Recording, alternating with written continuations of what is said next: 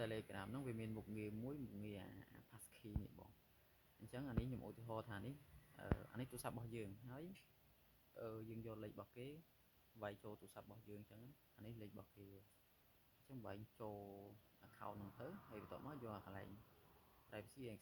security ហើយបើយក passkey នេះចុចបើចុច create វាមក create passkey អាហ្នឹងវា scan មុខយើងចុចបើ scan មុខយើងមកតែប៉ុណ្ណឹងទៅបានហើយអានេះទូរស័ព្ទរបស់យើងមិនតែ Telegram របស់គេអញ្ចឹងអានេះឧទាហរណ៍ថាទូរស័ព្ទរបស់គេអត់ Telegram អានេះខ្ញុំជួយលុបរបស់ខ្ញុំអញ្ចឹងបើចុចកន្លែងadd ហ្នឹងមកកន្លែងនេះបើថាអញ្ចឹងរបស់គេបើកមកអញ្ចឹង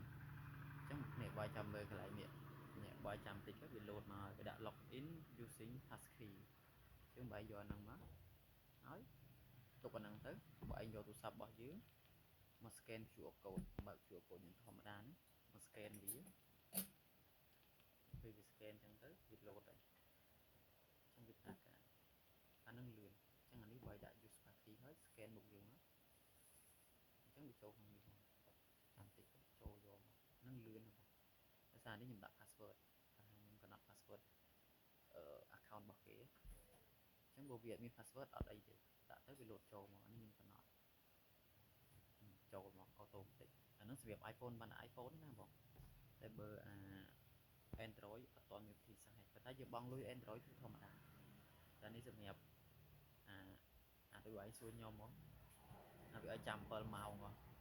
ឬក៏មួយទៀតបើឯងធ្វើលើទូរស័ព្ទយើងហើយមិនបាច់ខ្វល់លេខទូរស័ព្ទរបស់គេលើ iPhone